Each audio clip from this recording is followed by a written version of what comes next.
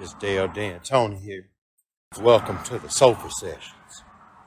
D'Antoni, Wayne. All right, welcome back to episode 28, I think.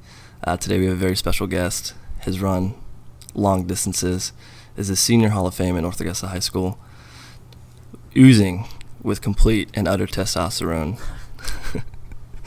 My buddy, Trenton Gambrell. How you doing today, man? Doing good, man. Glad to be here. I'm excited. Yeah, man. It's been a while. It's been a minute. Moved away, came back. Here we are. So, Yeah, where'd you move to? So as soon as I graduated high school, went to the Citadel, military school in Charleston, South Carolina.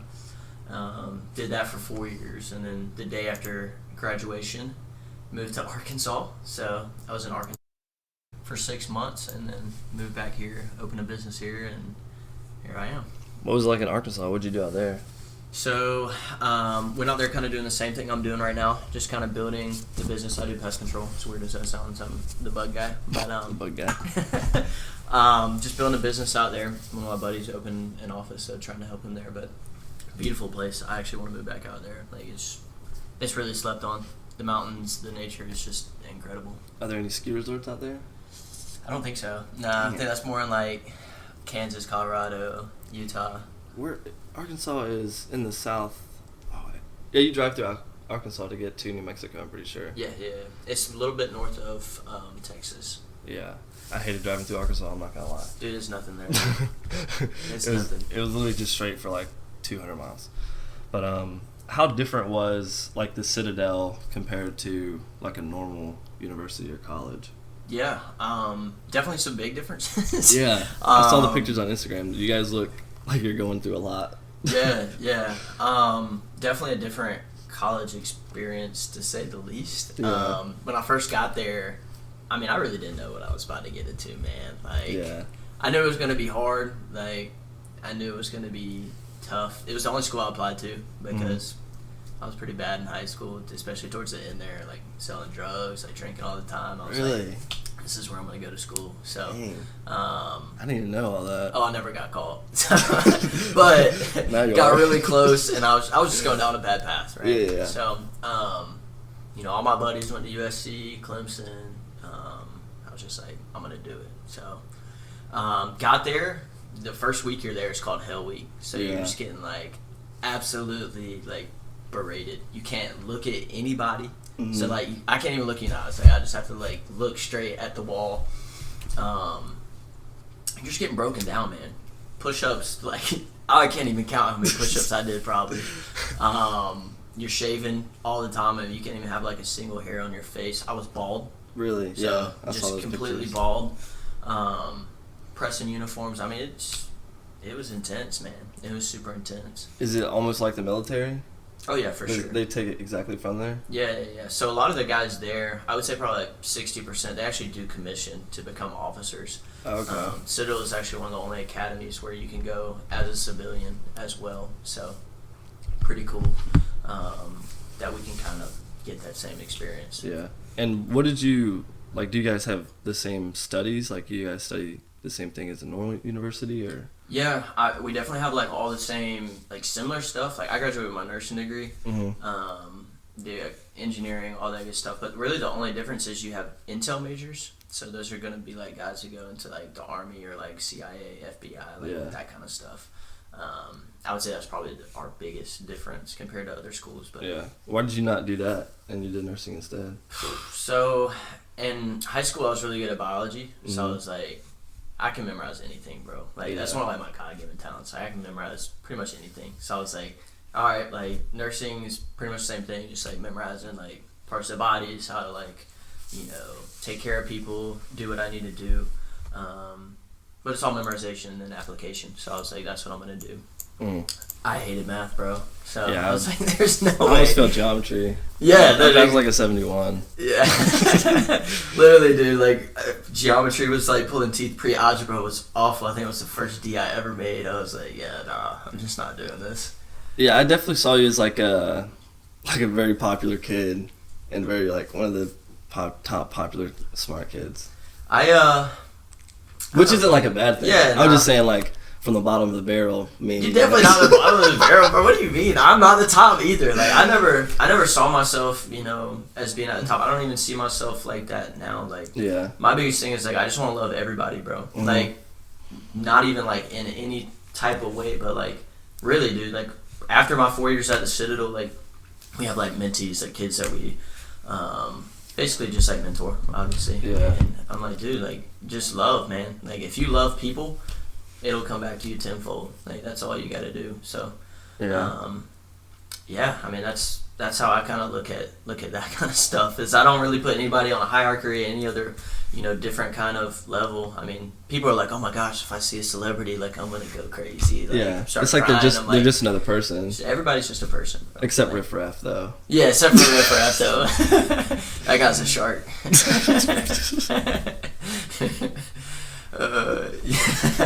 For real. But at a young age I saw that you travel a lot. How are you like able to do that? Yeah, so you just go do it, man. You just go do it. Like I don't know, when I first went to the Citadel, they offered a study abroad program. Yeah. And at the time this was pre-COVID, so they were like, hey, like we need more kids to go, half off. I was like, get me out of this military school. First semester, I'll be out. So that's kind of how it all started. That was the first time I traveled out of the country. Where'd you go? I went to Cyprus. So it's like this island in the Mediterranean, kind of left of Turkey or west of Turkey. I bet their Thanksgivings are great there. I did have a Thanksgiving there. It really, like I had it. Yeah, dude, it's cool. I don't even think Turkey celebrates Thanksgiving. They probably don't. I know they don't. But I was like, do y'all have turkey here? They're like, what is that? Like, what? But did you know anybody that went to the Citadel? No. You didn't know anybody? No. Well, one guy I knew, but I didn't like hang out with him. I didn't know him. I don't know if you know Zach Mooney. Yeah, that's what I was gonna say. Yeah, I know Zach Mooney now, of course. Yeah. But at the time, like I grew up with him, like I knew who he was, but we all went to the same elementary school. Yeah. And I don't know if you remember, but I'm pretty sure you and I played football. Oh, we did. Yeah, we did.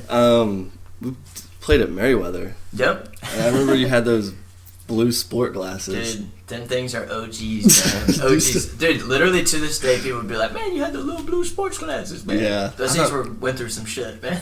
What position did you play? Cornerback? I played cornerback, quarterback, and then I just started getting too small. Everybody else just started getting big, and I stayed the same size. Did you played in high school, didn't you? Mm-hmm. What'd you play? I played wide receiver in high school, yeah. Were you good? No. Really? Rode the bench, yeah. Really? Yeah. Oh, dang. I was tiny, bro. I was probably 115 in high school. I mean, I ran track all through high school. Yeah. Didn't put really any weight on. I didn't know how to, you know, at the time. I just was a runner and a stoner, so, yeah. A lot can change in a few years. A lot can change, dude. No, seriously. It's crazy to think about sometimes, reflect on. So how was Cyprus? Like how long were you there for? So I was there for 3 months, bro. I was there for a whole semester, and incredible. I mean, just being in a different culture with like different people. Yeah. Is just different, man. Do they speak English there? Kind of. Yeah, they speak Greek, most of them, or they speak. Did you learn any? No. I knew at the time, like, hello and thank you. I can't remember at all. I just had this one teacher, man, and she was crazy. She was, like, my nursing teacher. All I remember her saying is, "Indexi," which means, like, okay, like, can I move forward? That's all she said, though. So that's all I can remember. How are the women out there? Dude, let's just dive into that real quick. Man, anywhere else other than the United States, especially in Europe, their women are just gorgeous, and I really think what it comes down to is they just take care of themselves, man. Yeah. Like, there would be more women in the gym in Cyprus than there were men. Like, it was nuts. Man, they're eating right. Beer. They're working out. Like, I would say most people. Yeah. I would say most people are attractive people. Like, most people aren't ugly. Like, but it's the fuel and how we treat our bodies which makes us ugly, you know? Yeah. I look at ugly people and I'm like, is there a way for you to look any better? Of course, you could get your hair better, you could do a little bit of makeup, maybe lose a bit of weight. Yeah. But people think that's crazy. Yeah. To even say. Yeah. Yeah. Yeah, and they get mad at me, and I'm just like, I'm just telling the truth, bro. I'm trying to help you out, you right? know? And they're like, you're fat shaming them, and I'm like, well, good. Yeah. No, for real, dude. Like, yeah, I cannot stand fat people. We can dive into that too if you want to. Yeah, I'm hardcore about that. For real? No, you're fat phobia. I'm gonna say fat phobia, like dude. You're not scared of I'm them? just no. Hell like no. They're not gonna eat you or nothing. No. They can't take a bite out of me. But nah, dude. Like people being overweight, that's definitely a personal decision. Like I've trained and mentored hundreds of kids. So at the Citadel, you get higher rank where you're actually like training and developing people, and a bunch of guys who came in, their freshman year, bald, overweight, like they know it's a conscious decision to be in shape and to be fit. Yeah. I just don't have any remorse for people, man, that are overweight. In Cyprus, was there a lot of overweight people? None. Yeah. No. Except the Americans. That's how people knew who the Americans were. That's crazy. Isn't that nuts, dude? Yeah. Because when I went to New Mexico, there were like barely any fat people. Yeah. Straight up. Yeah. It's the South, man. It's really the East Coast. I mean, you got New York, Virginia, North Carolina, South Carolina, Florida, Texas. Georgia. Yeah, Georgia. It's just crazy, bro. Because, I work at a restaurant, so I see big fat people coming all the time. Yeah. And they just get crazy amounts of stuff to eat. They'll get like every type of cheese we got, they want it. Then they get vegetables to think that it's okay to like eat a lot, and they'll get like 32-ounce big sipping cup of Diet Coke. Yeah. Like it's just crazy, and then it's hard to like speak out about that because people are like, oh, you shouldn't say that, it's gonna hurt their feelings. Well, that's hurting their health, So yeah, and it's just like a constant battle, man, and it's just difficult, I guess. Yeah. So it's something people try to make people aware of in the wrong way. I think, especially, having that military-ish background, it's just something you just have to assert to people, man. Like, it is a decision, right? Like, what I literally eat and drink is a decision. Like, what I'm putting into my body, like, no one else is putting it in my mouth for me, Like, it is a decision. Not being spoon-fed anymore. Yeah. And oh my gosh, bro. The fat little kids that walk around, dude, that makes me mad at the parents. The parents like 300 pounds, the kids are 150 and they're 12, bro. It's not okay. It's not okay. And when other countries look at our country, it's like, America's just a bunch of fat people, but we're not going to take them over because they all have guns. I've literally had somebody tell me that in London one time. They were like, your country's huge. The people are big, the country's big, but you all have guns, so nobody's ever going to raid you. I feel like in the future, bro, if we continue to go down the path we're going down, like, we're going to get invaded, bro. Oh. And there ain't no way we're going to be able to stop it. Dude, we are not producing hardly anything in this country anymore. I literally was thinking about this last night. Like, it's funny you bring that up. Like, everybody works from home now, or they produce, necessities like toilet paper, tissues, like food, water, that kind of stuff. But we're not creating anything anymore other than vehicles, and those half the time we're getting from, China, the vehicle or the parts and stuff. So it's nuts, man. It's nuts. And we're not even creating enough people either. Like, Americans are on the decline for childcare, however you say it, I don't know. Because we're having all these other foreign people coming here. They're producing like 8 kids. We're producing 1.5, well, 2 maybe. Yeah. And that's just, it doesn't make sense. Like, Americans are going to be outbred in a few years. Yeah. It was in this book. Yeah. Have you read this book? I have not read that book. I've read the other 2 that you have read. You with the 1 Minute Manager? Yeah. I haven't read that. But it's a good book. Hard Times, Pretty Strong Man. That looks like a good book. It's very good. I mean, look at this chapter. Oh, shoot. That's just one of them. Heck yeah. It's like one of the pictures. It's crazy. I definitely let you borrow it for sure. Bet. But how was your trip you went to Jerusalem? Yeah. How was that? Dude,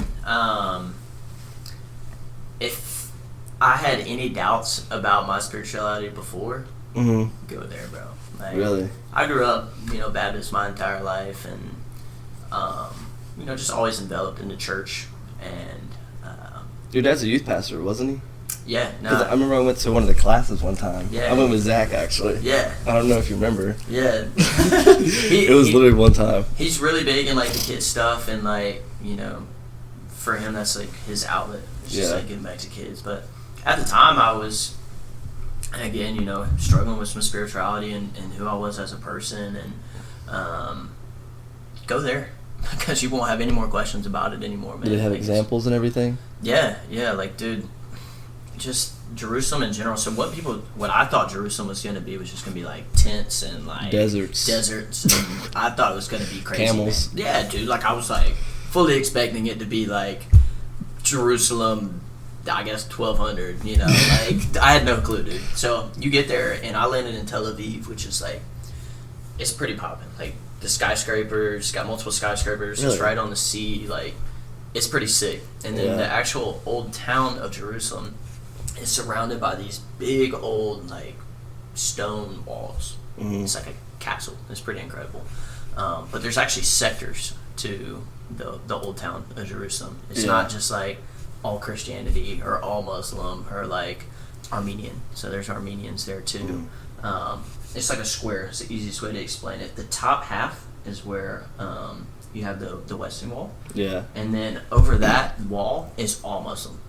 Like, they're literally, like, putting prayers through, like, the speakers on the streets. Like, it was weird, bro. The left half, barely, though. Like, a little sliver of the old town of Jerusalem is Christians. Mm-hmm. The right side is Jewish people and Armenians. It's a very religious place, but... How do you feel about Jewish people? Jewish people are God's chosen people. So, you know, for me, I can't have, you know, as a Christian, I feel like I can't have any regards toward them. I think they're some of the most beautiful people, as well as some of the most smart people. Yeah. Actually, some of the most powerful people in the United States are Jewish. The majority of the bank owners in America are Jewish people. They're God's chosen people. But, you know, as a Christian, I think everybody should believe in Christ. But, you know, that's all I'm going to say about that. Yeah. Because you can't. I mean, as a Christian, like, we literally can't have any regards towards Jewish people. Because they are literally God's chosen people. Like, Christians don't mess with the Jews. We leave them alone. You know? So, as Kanye West said, you wouldn't go DEFCON 3 on some Jews. Dude, what in the world? Why would he say that, bro? Why would he say that? Like, it's nuts, man. That's just him, man. It's not even... So I had a bunch of knobs that were Jewish as well, and I got the, you know, obviously the opportunity to just ask them a bunch of questions, because we didn't grow with Jewish people here. Yeah, like, not at all. I didn't know a single Jewish person in high school. A lot of gypsies, though. A lot of gypsies, which you just need a whole podcast on that in general. But, I really thought about it. Like, dude, you going should. Down to the camp, asking questions. Dude, you really should. When people come from school or out of town to come, like, hang out and see me, I take them there, bro. I'm like, you gotta come see this cult, bro. Like, you gotta come check this out. Straight up. It's crazy, dude. It is. It's crazy to think about. But definitely a lot of gypsies, but not Jewish people. But yeah, when I got to school, just asked them a bunch of questions just kind of about that religion in general, because, again, we didn't really know anybody here growing up that was Jewish. So it's a cool religion. But it's not just a religion, it's a race of people. Yeah.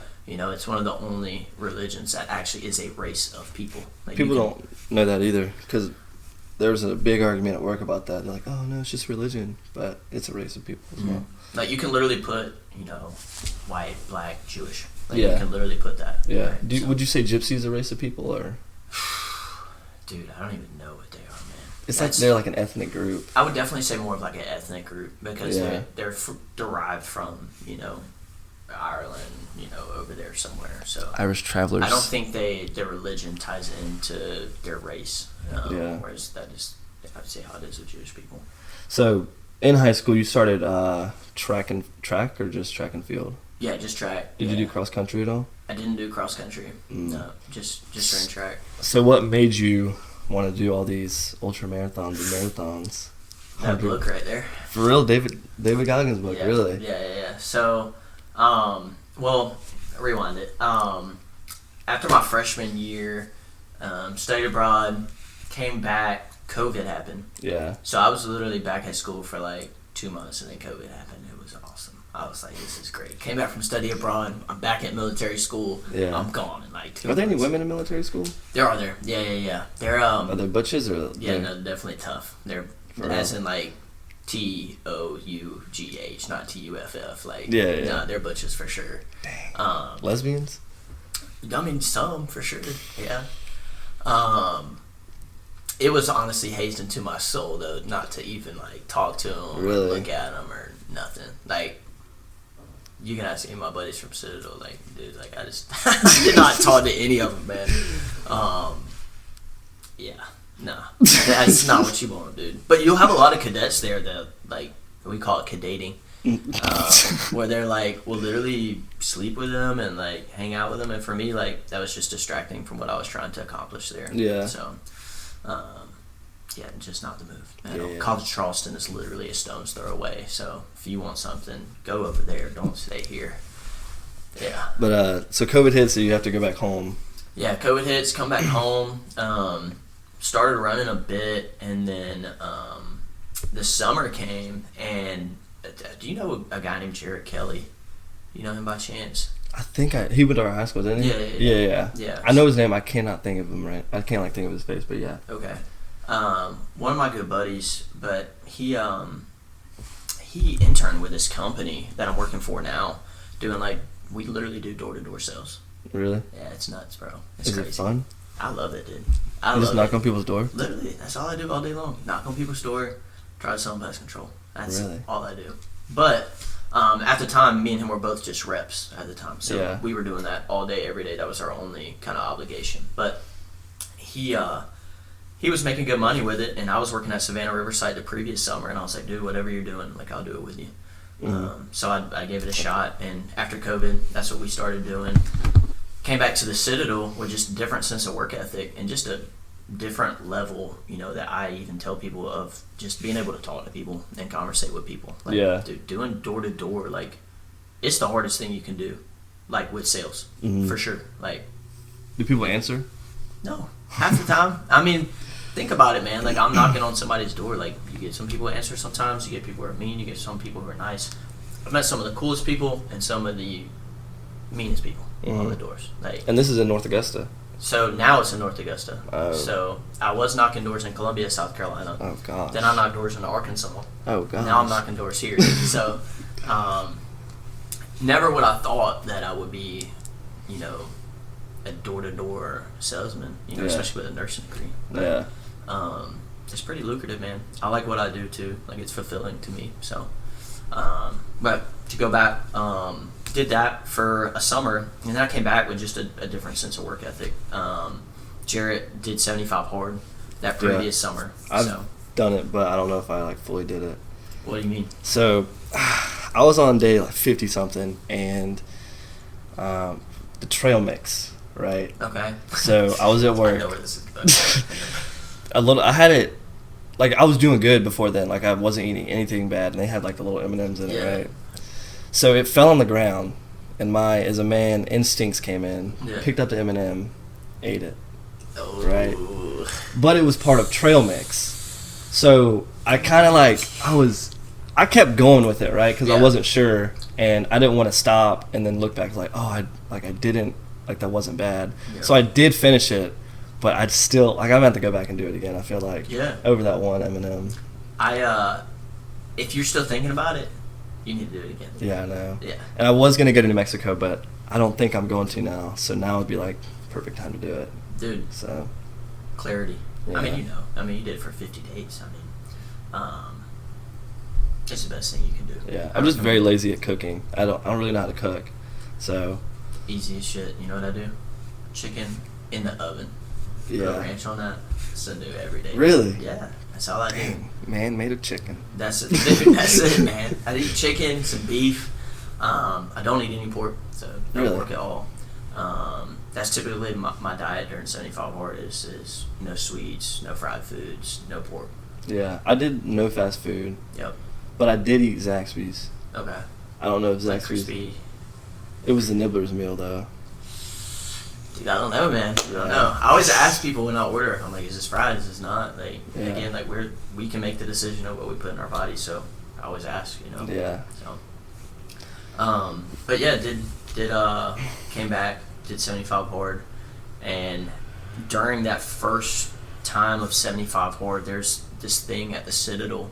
It's called BVA. So you're trying to become a Summerall guard, and this is going to sound super nerdy, but it was literally one of the hardest things I've ever done. Really changed who I am as a person. But it's a silent drill team there at the Citadel. And, during high school, you see those RTC guys doing it, you're like, that's the stupidest thing ever, dude. People are, like, exclaiming, when they, like, flip the rifles. You're like, oh, my God. It's, just making, wet. Yeah, they're just making fun of them, But at the Citadel, it's a pretty big deal. Not because of the drill. Yeah. The drill doesn't matter at all. Like, that's just a performance.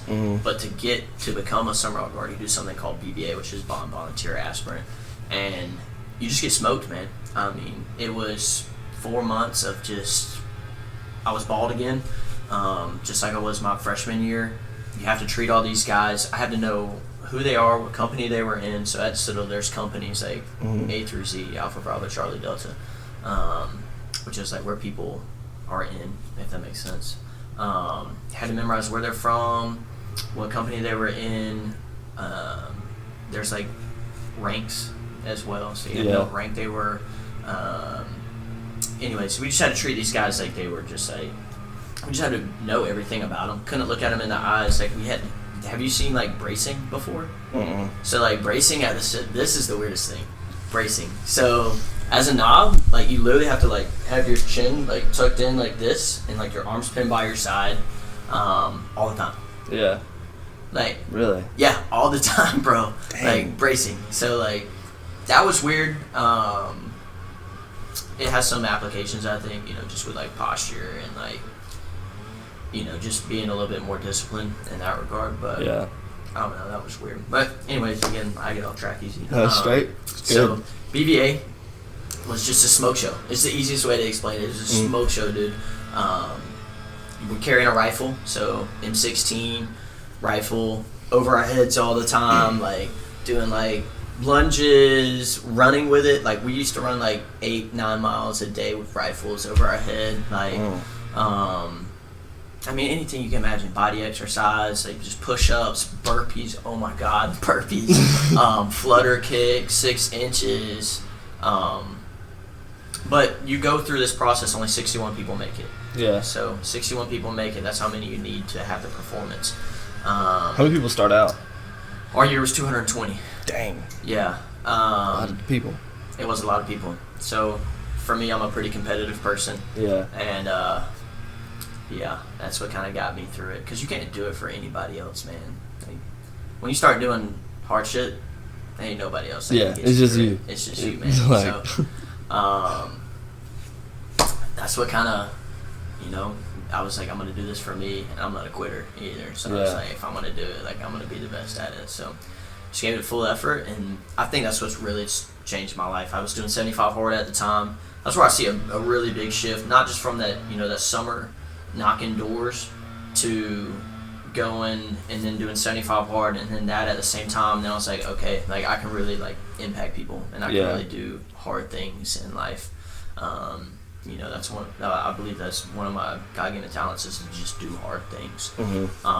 So I did 75 hard that first time, no drinking, just the normal stuff, no drinking, no smoking. I quit nicotine at that time too. At that time I went from juuling to dipping into the, what's it called, the little nicotine pouches, what Zins. I was doing those at the time, gave them up. So I've been nicotine free for like almost 3 years now, which is pretty cool. A lot of people don't do that. A lot of people just they don't give up, but they can't give up, man. They start out at such an early age, and they just don't quit. I mean, I had a box mod in high school, man. Like, like it started early. Like everybody does, I think, at some point, especially with nicotine. It's when we were in high school, we were 18 years old. Juul was going up, bro. Dude, I remember on Valentine's Day I smoked a Black and Mild. Like, what am I doing? Like, Juuls are not cool. They're not cool, man. They're not cool, man. They're bad for you. Yeah. But I never got into that stuff. That's awesome, dude. Like I've never smoked, I've never drank, never vaped, none of that stuff. Really? Straight up. Seriously? Seriously, 100%. Never. No weed. Nope. No nicotine. No. No drink. No drinking. Ever. Bro, I'm gonna shake your 100%. hand, brother. That's fire. That's sick. Yeah, That's and so sick. a lot of people like stereotype me because I have long hair, tattoos. So Yeah. like, oh, you want to smoke? And I'm like, I don't smoke. So. Wow, man. Yeah. That's actually that's impressive. That's Thank you. the only other person I know who done that is one of my best friends. His name's Garrett Summers. Super religious. Yeah. Like very religious kind of guy. A lot of people ask me that too. Yeah. Like, oh, are you religious? No, I just That think makes- it's a waste of time. I don't know. That's fire, dude. That's awesome. Thank you. Damn. Yeah, dude. That's sick. That's awesome. Hard to do. But if you never start, I mean, I can only imagine like that could be even harder though. Like, Yeah. especially being around people who do it, you know. But I really do think nicotine is the devil. Oh, Kinda yeah. Get back to it. I mean, it's literally just like it's expensive. It's addictive. It literally kills you. I mean, Yeah. just from a nursing perspective, that's kind of another reason I gave it up. I was taking adult health too at the time, and you're just learning all the comorbidities. So the things that smoking causes. Mhm. It's like a list of like 120 things I had memorized. I'm like, no, I'm done. Like, yeah, I'm not doing this anymore. Expensive too, man. Drinking is obviously expensive, so just nuts. Yeah. What was I getting to, man? Oh, so normal stuff. So 75 hard first time, reading 10 pages. First book I read was Take the Stairs. Good book, just about doing the hard things in life and Mhm. you know getting through adversity. And the whole point of the book is like this guy, he just takes the stairs everywhere. Yeah. Like if it's a skyscraper, he's taking the stairs all the way up to the top. I've heard that before. Yeah. Like if you take elevators and escalators all the time, you like can start to get lazy. So you use them all the time instead of, here and there. Yep. So, Yep. And that was kind of the theory he was, or just really the metaphor he was making in the book is like, just always do the hard thing in life. Like if you always do the hard thing in life, if you always take the road less traveled, there will always be more rewards from it. Just because have there's the more most risk. resistance. Exactly. So I read that book at the time, and then kind of leading out of the 75 forward from like day 40 to 75, I read Can't Hurt Me. And Great book. Dude, Just finished it. incredible. And got a new book coming out. I'm super excited for Was that. it December? Early December. I know that. I pre-ordered it. That's all I know. It's coming in the mail when it comes out. I need but to get that for real. It's I'm excited for it. But that book, I mean, really changed my life. It just kind of makes you think about like what a human can do and like what you're capable of. So Yeah. my good buddy Garrett Summers, he I really didn't know him at the time, but so shout out to Garrett. But literally we were sitting there having dinner, and he was like, "Do you want to do this like ultra marathon with me?" I was like, "Yep, I'm down." I didn't even think really twice about it. And he's like, "All right, it's going to be 100 miles, and you have a 24-hour time period." Well, he was like, "It's a 24-hour race, but your goal is to try to get 100 miles." Yeah. And I was like, "Okay, yeah, I'll do it with you." And at the time, I am in probably the best shape of my life. I mean, Yeah. literally at the time, I was not drinking no more. I was not smoking. I mean, I was reading. I was eating right, eating super good. I was working out 2 times a day, sometimes 3 times a day, like cardio out the wazoo. So yeah, let's do this thing. Yeah. All just looking like a meat mugger. Dude. Like I was in it, man. So yeah, he was like, "Let's do it." So we crowdfunded. We got some money to do it because that stuff's expensive, dude. Like, Yeah. I don't know if you've ever looked into like that kind of stuff before. The Ironman is like $400. The Augusta, it's just It's stupid. It's yeah. crazy. Like, why do you have to pay that much to literally just make your body suffer the entire time? Like, it's crazy. But So, just stupid expensive. Yeah. So, when I did my triathlon, I'll get into that, but it is kind of a reason for it. Like, they blocked off the entire highway. Like, they had cops up and down the highway. Like, your money is going towards something. Like, yeah. they do kind of pay people to make sure you're safe, which I think is worth money. So, Yeah. but it is expensive, needless to say. So we crowdfunded, got some money to do it. Went out there and did it, man. Like it was called Beechwood Farms. It was in Greer, which is like northern South Carolina. It was on a strawberry farm, and on the strawberry farm was a 3-mile loop Yeah. on dirt, and at one part on the loop was a 500-foot hill. Really? Go up and down. So doing the 100 miles, it was just 3 miles at a time. That's what I kept telling myself, 3 miles at a time, 3 miles at a time, 3 miles at a time. And at 26 miles, that was the first marathon I ever did. Yeah. So the most I had ever ran before that was 13 miles. Ever. At any I only point in ran time. 3. At max? Yeah. I've only done a 5K, bro. Dude, stop lying. No, I'm serious. All right, we're going to go run 12 miles after this. Dude, I need to get running shoes. Dude, I'll hook you up. I need to get some good running shoes. I've been meaning to, but I was going to go to Rack Room Shoes, but I don't know. Do you like running? I do. Like, I do like running. Like, Yeah. the running high I get after I was about to say is like, endorphins, yeah. because nobody else can do it. Like, who do you know? Well, I'm sure you know, but like, the people I know could not run a mile in under 10 minutes. Yeah. Straight up. Straight Dude, up. No, like, running, if I couldn't run, I don't think I'd be here, man. Yeah. I mean, Like, I got injured, so I haven't lifted in probably 7 months now. Yeah. But if I wasn't able to run, I don't think I'd be here, man. It's therapy for me. I mean, it's Yeah. just what I like to do. do That's you listen what- to music while you do it, or? Music, podcast. What's the dude on that I've been listening to recently? GP Penitentiary. Wes Watson. I don't know. Have you heard of that? Look it up when you're done with He's this. good? It's like, sometimes I just need somebody screaming at me, man. This Yeah. guy, he's literally from the penitentiary. That's the whole point of this podcast. It's just like some guy just like screaming down your throat. Like, that's what I need. But listen to him sometimes when I'm running. Most of the time, just music. Yeah. Just chill music. Riff raff at all, or? Nah, no riff-raff, bro. I didn't put you on, man. Put me on Put me on some riff-raff. Anyways, did this race. Did you prepare at all for it, or you just kind of? Nah, bro. Really? I mean, we were doing this BBA thing, so Yeah. like we were in. I would say we were in pretty good shape. Doing Sandy Hawk hard, again, probably the best shape of my life. But actual preparation for the run, nah, bro. Like I said, at max preparing for it, the most I ran was 13 miles. Yeah. Never ran more than 13 miles, even in my life. Like, Yeah. that was the most I ran. Now, don't get me wrong, we were running probably like 5-6 miles a day with rifles, Chucks on. Mhm. So the uniform for it is Chucks. Chuck Taylor's. Chuck Taylor's, yeah. Oh. Flat. Oh. Dude. Yeah. That's, yeah. Running miles in those things. My knees are still destroyed from that. But, Yeah. so great shape. But needless to say, like, nah, we did not prepare like most people would for an ultra marathon. Yeah. You know, putting in 40, 50, miles a week minimum. Mm-hmm. So anyways, ran that first marathon during it, and I was like, okay, I can do this. Like, putting pretty good time, on what I was doing, and I just knew I had to run at least a 14-minute mile pace. So you could walk a little bit of it. Oh yeah, you could walk. I walk the hill every time. Mm-hmm. You don't run the hill. That's pretty You smart. run the hill, you die. Yeah. But the first half, I was running at like a 9-10 mile pace pretty consistently. Mm-hmm. Something starts happening at about 30 where you just start deteriorating pretty quickly. Yeah.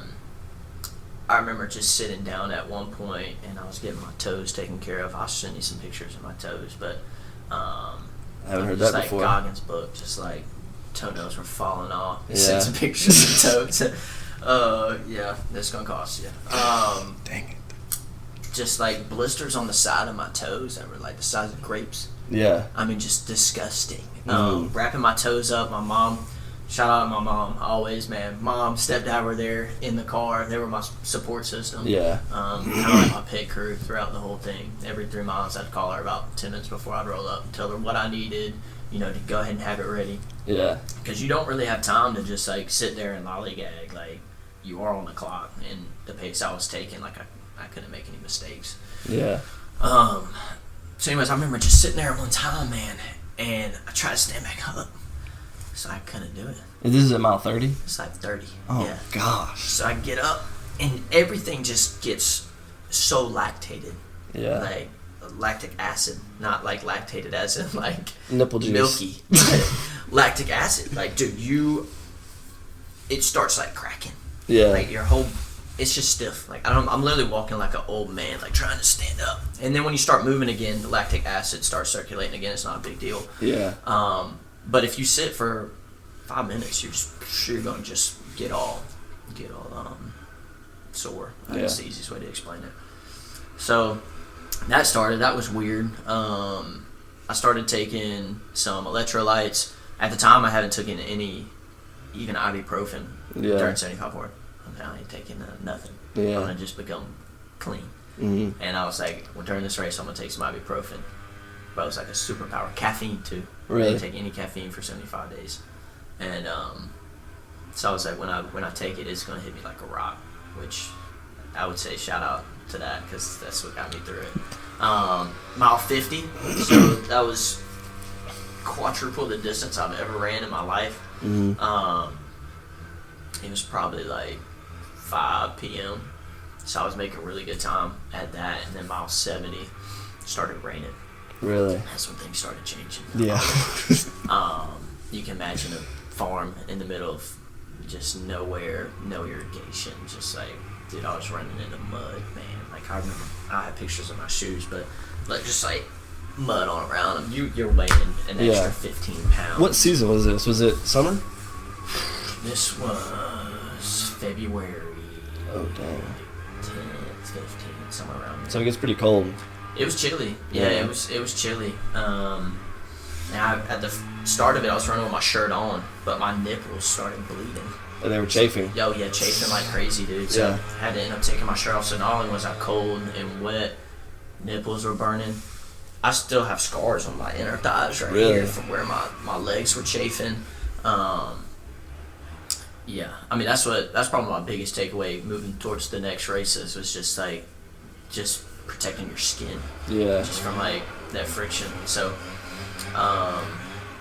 anyway, mile 70 is when it started just getting crazy. It got dark, started raining. Just the race field just became treacherous. I mean, I just remember running in puddles and just like mud all over me, just sore as hell. And yeah, I got to mile probably like 75 at like 9 o'clock, and then mile 80 at like 2 in the morning. Yeah. And no shit, dude, like you just start hallucinating. Really? Yeah, like I thought it was a black rabbit at one point, like I'm running, like, cause you just got this little headlamp looking down, and the whole time you're just trying to keep your foot in, so you don't trip or fall in the mud or. Yeah, I mean you can imagine just a circle. People have been running on it all day long, so it was pretty worn down, and then the rain on top of that, like it was just disgusting. But dude, you just start hallucinating. Like you start seeing like black little blobs like run across you, or like you start seeing stuff off to your right and to your left, and like, oh, this is weird, man. I just remember getting to like mile 90, and the sun was starting to kind of come up a little bit. And I was like, I can do this, man. There's 3 more laps, and I did it, man. I was like, that was some crazy shit. And shout out to this girl too. There was this little like 12-year-old girl at like the front where like the like finish line was, and the whole time she was cooking me quesadillas. So during races, especially ultras, they have this plethora of food. They even have like candy, soda, potatoes. I was eating potatoes like crazy. But everybody has their thing that they like to eat, because your body will only allow you to like eat certain things. It's weird, man. Like you get into like that race state and your body only will like literally only eat certain things. For me it was quesadillas, bro. I was putting them things down. So shout out to her, she got me through it. But yeah, dude, she I went across the finish line at like 6:30 in the morning at 100 miles, and I went over there and gave her a big old hug, and I got them. It's a belt this big, and it was like the race was called Country Mile. It's like Country Mile finisher, 100 miles. I'm like, that's awesome. How many people entered and how many people finished? So the previous race, there was a race going on before that was a 48-hour race. So there were people already running that. For the 24-hour race, there was like 30 people doing it. Yeah, there was like 3 people who did 100 miles. Really? So. And you were one of the 3. One of the 3. That was up. It was crazy, bro. Not a lot of people can say that at all. Very few. Yeah, and I want to do it again. Yeah. Yeah, I want to do it again, which I told myself I'd never do it again. But I want to do it again. It was cool, man. It was cool. You learn a lot about yourself. You can imagine just running. Like, it's you versus you, man. Yeah. Nobody else is pushing you. Like, you got people helping you, but. Yeah. Now, your friend did that as well with you? Yeah. Were you with him the whole time, or y'all were pacing together, or not? I was competing, so okay. I can't really do those kinds of races and stuff and like just pace with people because I like to compete. Like, I will not finish something unless I compete. So we did not run together. He did. Nah, this is a big dude now. He's like 220. He did 80 miles in 24 hours, which is honestly just. He didn't finish it. He didn't finish. No. Whoa. It's super impressive though. Like. Yeah. Then we had 2 other buddies that were doing this with us, and one did like 65, and the other one did like 75, somewhere around there. But. Yeah, I mean, he's a tank. He's a big influence on me in my life, but he doesn't drink at all. Or again, I already told you about him, but just a squared away dude, just a good guy. Yeah. But got me into that, finished that, and the next week, man, Citadel was bunk beds, and I was on the top bunk. Oh gosh. I couldn't walk, dude. I had to get carried back into campus on somebody's back, so they made me a pad on the floor. My toes, man, were destroyed. I could not do anything. We wear like Oxford shoes there. Could not put my shoes on, nothing. Really? Couldn't even put a uniform on. My neck, my shoulders, my core, just everything is like just stiff, man, because all that lactic acid in you. I mean, I couldn't do anything. I slept on the floor for literally like 3 days. So this was during like the COVID era too. So we were still doing like classes online and stuff. And so I just did all my classes online, recovered, and did what I had to do. You got pretty lucky there. Yeah. Imagine having to go. Yeah, there would be no way. I would just I'm not gonna do it. Like, yeah, they would have to work with me. Like, they wouldn't like kick you out or anything, would they? No. No. Because sometimes we get it's still like a college. It's not like the full on military. Right. But you did a triathlon after that too, or before? Yeah. So after I was like, I mean, just the impact after that was just nuts, man. Like, people come into my room just like want to just talk to me, like, go around school. People ask me questions about 75 hard and all that stuff. So it was just super impactful, and I was like, I can't just stop here, man. Yeah. Like, I got to keep going. So the following, so that was the end of junior year. So that next summer, I went and knocked doors again in Columbia. Came back to school that fall, started 75 hard again. Yeah. So I was doing 75 hard the second time. This time I added on journaling every day. So I still journal today, which I think that's one of the most impactful things you can do for yourself. Yeah. Added on journaling, no masturbation. That was hard. That was hard. I went through days, brother. 75. Yeah. I actually found this app. It's called Man Don't Fap or whatever. Okay. And it like tallies up the days. You can put like workouts on there. You can put reading and like tally up those as well. And I was able to get straight up like 500 days. Are you serious, bro? Straight up.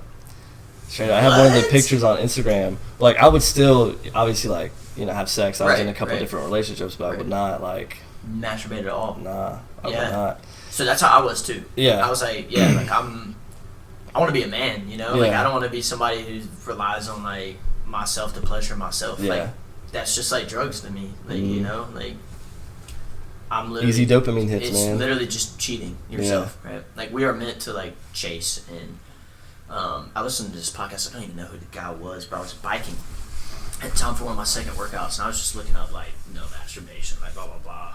And the guy was like, his face changed, like his face structure, like really?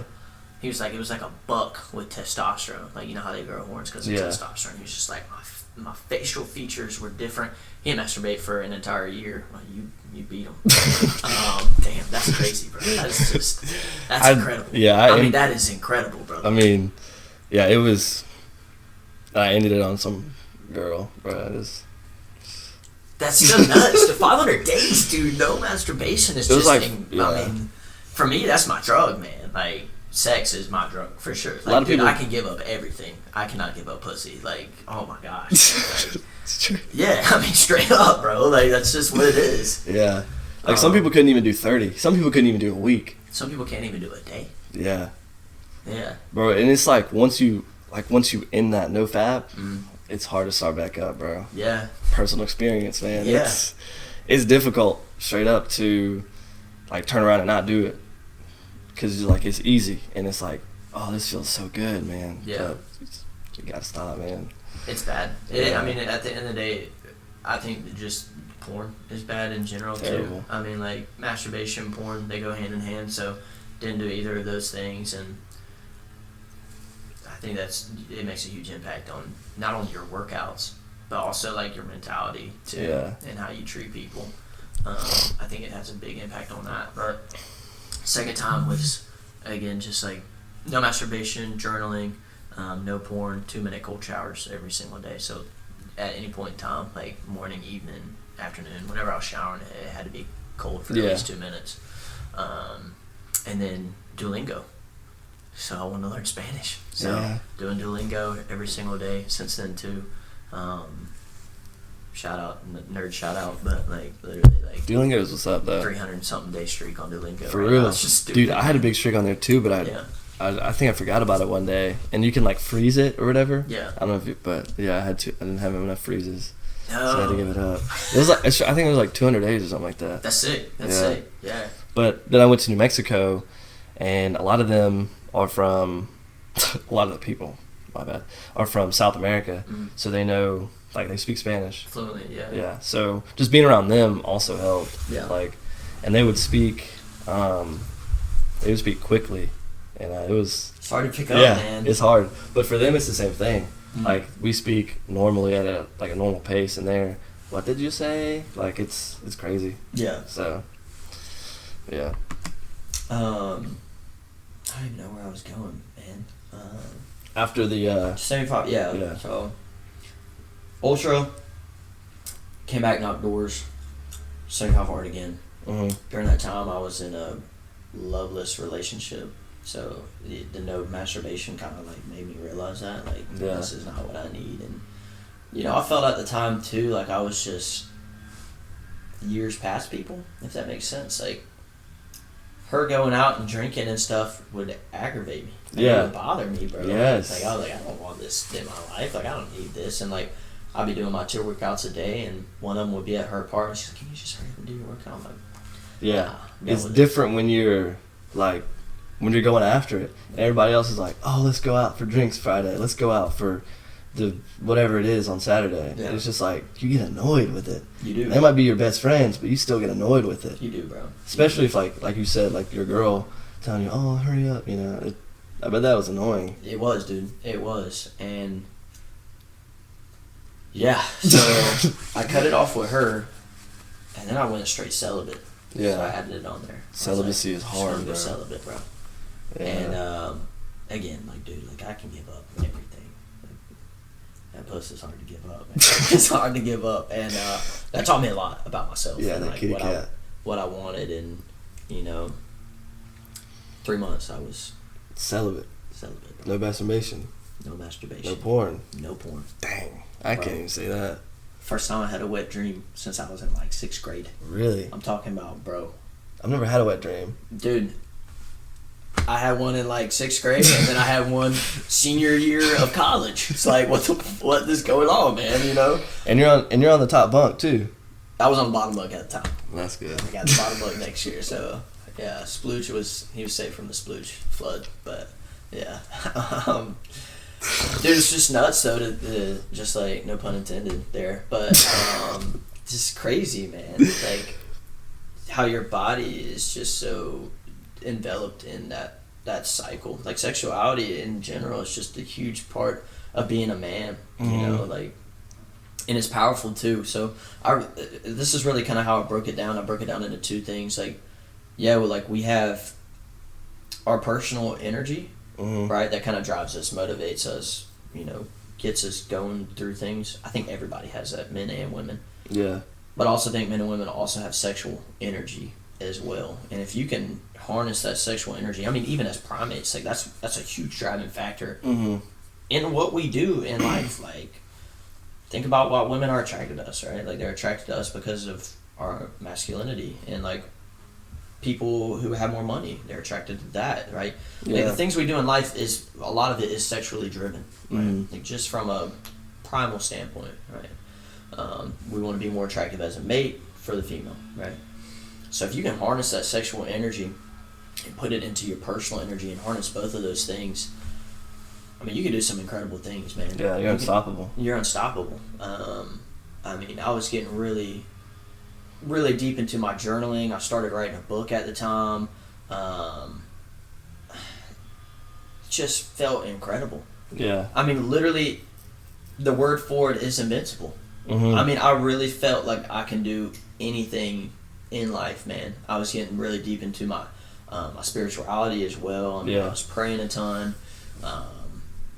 Just really feeling like I was having an impact on a lot of people too. So that was a good time in my life. So I was like, yep, let's do something crazy. So I was looking things to do, and I just knew I wasn't a good swimmer. I mean, I can swim, don't get me wrong, but like, those people, like, they're endurance swimmers. Like, they're good at swimming. Yeah. I would say I'm great at swimming. So I was like, let's do something where it involves swimming. I want to do something hard. So ended up doing that triathlon, signing up for that, and that was a really cool experience. My dad kind of helped me through the whole thing, and that was in Daytona Speedway. Yeah. So that was just... I saw the pictures. That's crazy. It was sick, man. It was really cool. It was around the track, and then the retention pond in the middle, and the biking. That was what I overestimated the most, or underestimated the most. It was tough. Yeah, it's like 50 miles, isn't it? Yes, yeah, like 50, 56, something like that. Yeah. Which I can ride a bike, but on a bike, bro. 56 miles. I don't know. No music. That was another thing that was like kind of tough. Just because I train with music, and I think music can really get you through a lot of hard things, especially when it's you versus you. Yeah. Like, sometimes you can just focus on the music. But I remember, like, mile 30 or 40, my legs are burning, bro. This is after I just swam, like, miles and change. And I was just like, don't be a bitch. Don't be a bitch. Don't be a bitch. I literally just kept telling myself that. Don't be a bitch. And, dude, you just get so hungry, too. I mean, you're just using so many calories. Yeah. So I was eating like all these gels and these goos. Kind of a good thing about doing the ultra before is you just kind of get into that nutritional state too. You know what your body needs, and what a lot of those ultra or triathlon people use for nutrition as well. So yeah, it was nuts, man. So finished that. Raised a lot of money for Susan G. Komen Foundation, which is like a breast cancer foundation. So that was super cool too. I wanted to do something where I was not just like, impacting people by what I did, but also impacting people financially. Yeah. So because who can say that? Like normal people, they can't be like, oh, well, I raised money for this. I mean, they're like, I don't know, just they don't do it. Yeah. And for me, like, dude, I was a college kid, so like, I wasn't really donating, right? Like, I don't have any income, right? Like, I wasn't just giving my money away. So I was like, what can I do to create money to give away? At the time too, during the second time 75 hours, I was reading a book called Go Giver. It's just this analogy book about giving. So I was just really into that realm, and you learn a lot from giving too, I think. But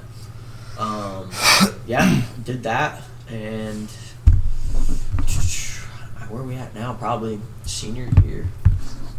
So beginning of senior year. So now we're training the other guys who are doing BVA, and I was doing 75 hard again. So it was the third time I was doing 75 hard, and this time I was just doing everything I was doing last time, except I was writing this book, really pouring a lot of time into that, and finished up nursing school and just figuring out life and kind of the next steps I was needing to take. And I just knew I wanted to do something like not even like on a scale, like something that nobody has ever done, or like something that wasn't even like measurable, right? Yeah. Like Ironman distance or like triathlon or like 100-mile race. Like I just want to do something nuts. So I was like, I'm gonna run from Charleston to North Carolina. Yeah. I was like, that's what I'm gonna do. So you did it? I didn't do it. So 4 days after I posted that I was gonna do it, and I was starting to raise money. I mean, dude, I raised like $3,000 in like a day. It was nuts. Really? It was crazy, dude. Was it for a foundation or something? Yeah, it was for Choose Mental Health, which is like a foundation for like kids with mental health issues. So Yeah. you know, kids that struggle with like abuse and that kind of stuff. But 4 days after that, I was bench pressing 315 and just completely tore my pec. Yeah. So that's kind of the state of life that I've been battling right now. So how long ago was that? This was in March. Really? Yeah, so not long ago at all. It was actually the day Russia invaded Ukraine. So Really? I tore my pec. Yeah, so that day goes down in history. But, Yeah. bench pressing 315 and get right here, and it just, I knew as soon as it happened, man. Just it made a noise in my own ears that was just like disgusting. It sounded like skinning a deer, man. It was like, I was like, yeah, I knew it as soon as it happened. I was like, I tore my pec, straight to the ER, and Now, did that hurt? yeah. It did? Okay. Yeah, like scale of 1 to 10, like 9 for sure. Really? Yeah. I I don't know what 10's like. I would say 10's probably dead, but Yeah. it hurt like hell, man. So tore that, wasn't able to do the race. I was an immobilizer. Yeah. This is so humbling to me, man. Like, here I was thinking I was invincible, you know, Superman, you know, being able to do anything, hybrid athlete, you know, bench pressing 315, running ultra marathons, like just shredded, eating clean, writing books, like just again thinking I was invincible, and then here I am in an immobilizer. I'm losing like at the time I was like 170. I'm like 150 now, like but turned in I was like almost 140. And dude, I was losing like 30 pounds. Like I was super skinny. So back to high school days. Yeah, dude, tiny, bro. Yeah. I mean, just tiny. Yeah. Wasn't able to run. Wasn't able to lift. Obviously, I still haven't lifted since then at all. It was humbling, man. Super humbling. Hard to shower. I mean, can't even move my arm. I remember going to physical therapy, man, like the first day back from having my surgery. Just that week after surgery was awful too. Just like taking opioids and like sitting in bed. It's just like, dude, what in the hell? A lot of self-reflection happened then, but Yeah. literally just in this immobilizer. And I remember going to physical therapy and like couldn't even like move my arm and like couldn't even curl it up. Like it was just, it was awful, man. Yeah. It was awful. I bet. And I was like, well, that's what life's gonna be like for a little bit. So I stopped being a bitch and just roll with it. So she was like, the only thing you can do is stationary bike. That's all I did. Really? For a long time. Really? Stationary bike, and then graduated and moved to Arkansas. Didn't really work out there at all. I was super focused in what I was trying to do. Which there's like a goal you have to hit with our company in order to partner with the company. Yeah. So that's what I ended up doing. But that's why I moved back here. And you just moved back when? In August. Okay. So from March to August you were in Arkansas, or? Yep. Yep. So you tore it when you were in Arkansas? No, so I tore it. No, I wasn't in May. Oh, okay. May to August. Toured in March, graduated in May. Next day moved to Arkansas.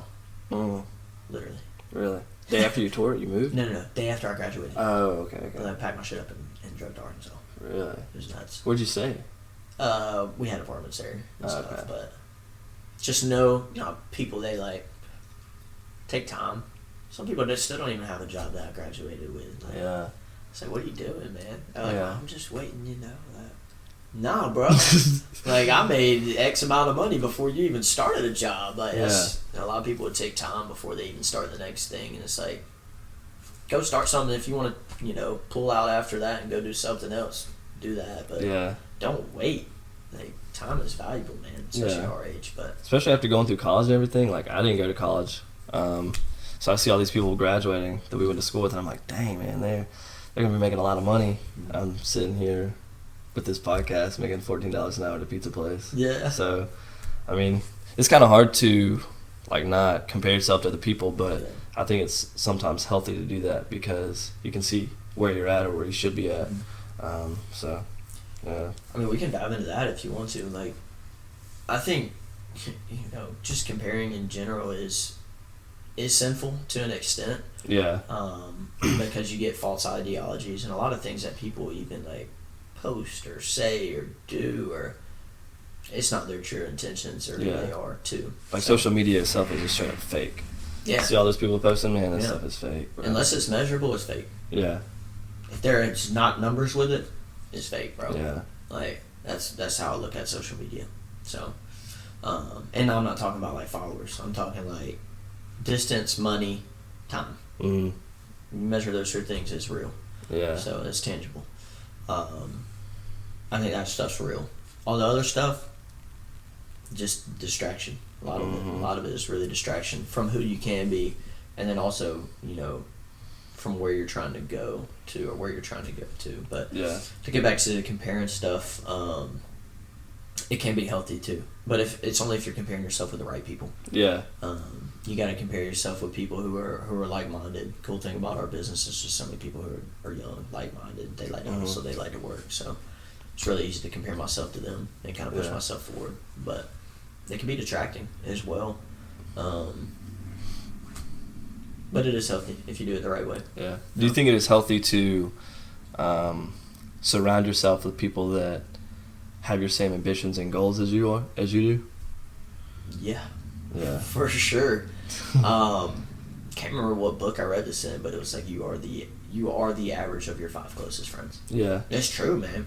Like, in high school, 4 guys I hung out with, all stoners, all smoke. Guess what I did? Stoner smoke, right? You can name drop them if you want. Nah.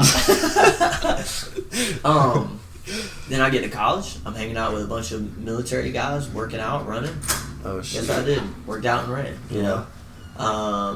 Then came to... What's up, dude? Then came to, back home and we'll work. Yeah. That's what I'm doing now. So, hanging out with a bunch of people who like to work and like to grind, and that's what I'm engulfed in. So it really does depend on who you are surrounded by. Yeah.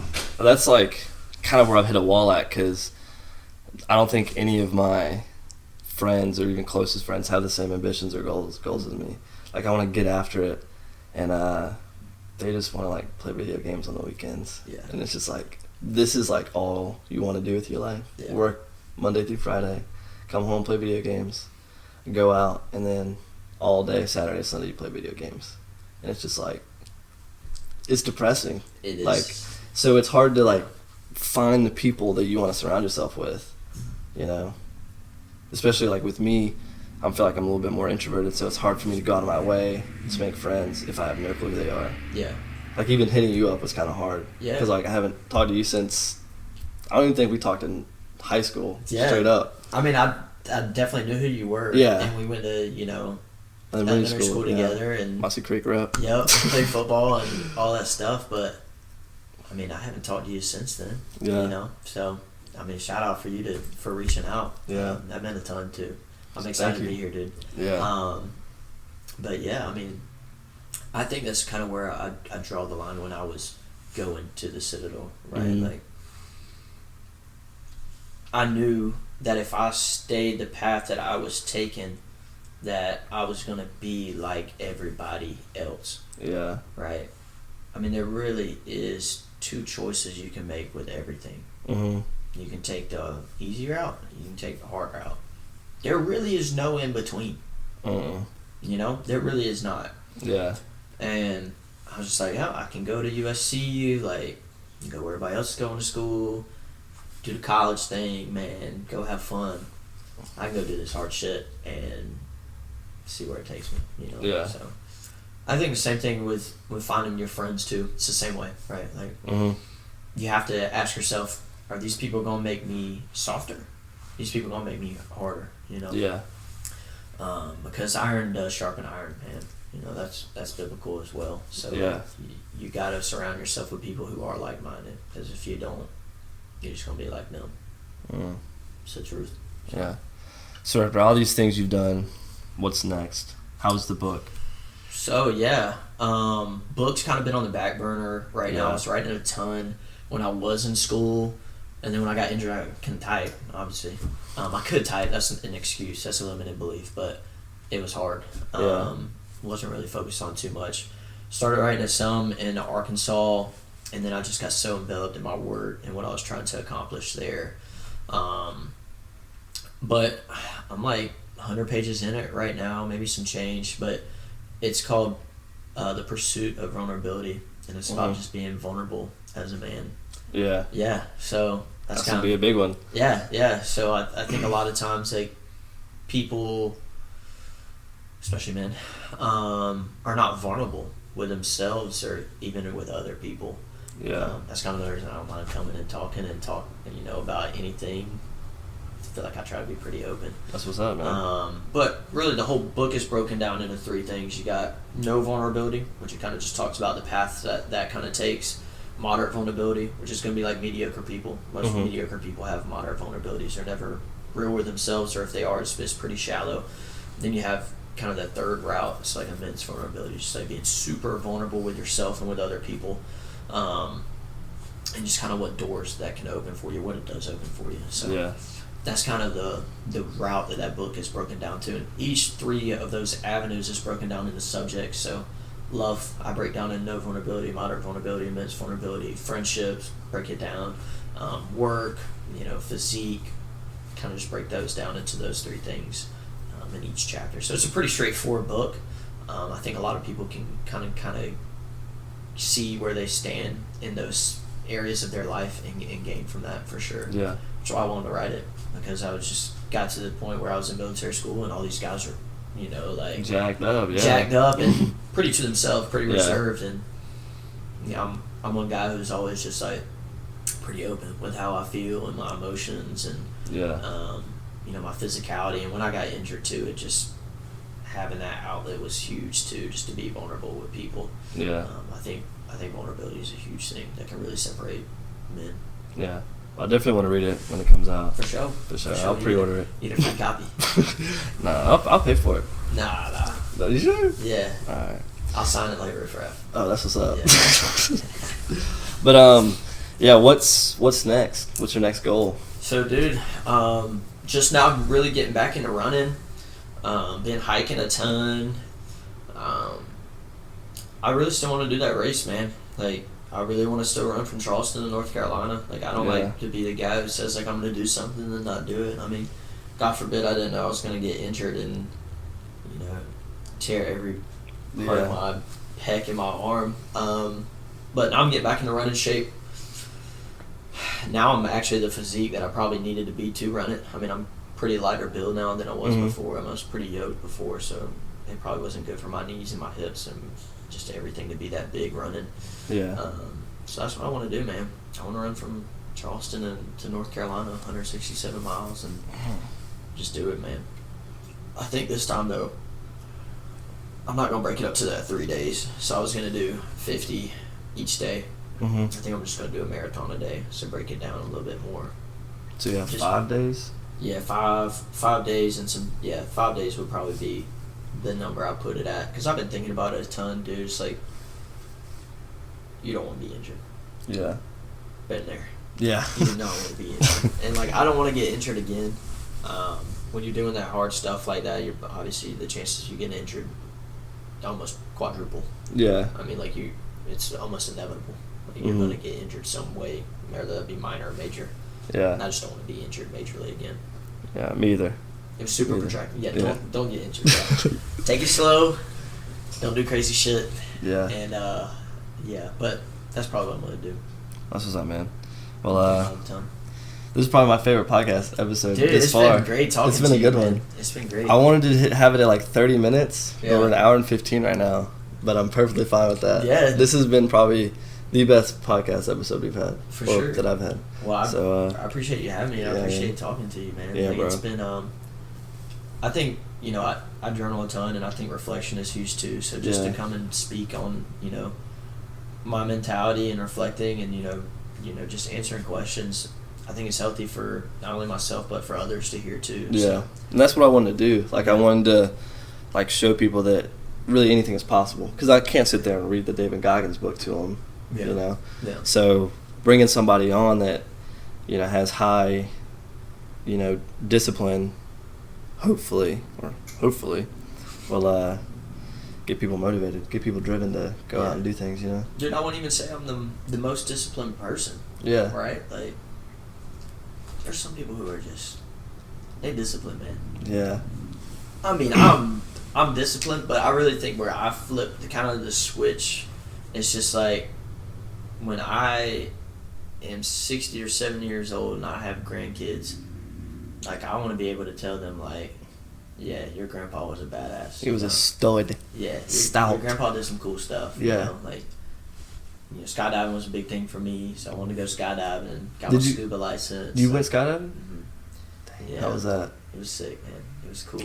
I want to I just wrote down a bunch of things that I wanted to do in life and just checking them off, man. You know, Mhm. like I don't want to be the grandpa who's like, you know, I played video games. yeah, you know, like I watch porn. yeah, It's like, just, there's got to be some men. There's hard times create strong men. Yeah, and man. like not only are we going through a hard time in America, but you can create a hard time too for yourself, and that's a good thing. by having weak men. Yeah. Yeah. But, yeah, man, happy Thanksgiving, everybody. I forgot to say. This Yeah. is the Thanksgiving episode. Sorry, I didn't bring the turkey. No, it's okay. It's all good.